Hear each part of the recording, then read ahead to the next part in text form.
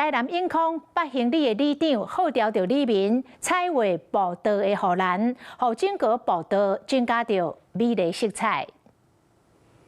台南永康北行里为了要提供里民一个优质的生活环境，里长郑文生利用吴义潭中排甲灌溉水路，研发打造这个休闲的步道。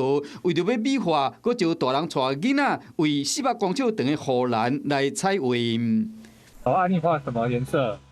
黄色。黄色哦，你喜欢黄色？我们的步道这样走过去了，好，而且会欣赏到自己的创作，让他们很有心得感。 北行里休闲步道为大湾路开始到永大夜市附近，总长度超过1000公尺。即马护栏彩绘后，和这个休闲步道加添美丽色彩，你就讲这后盖变成上有看头、甲上有人气的步道。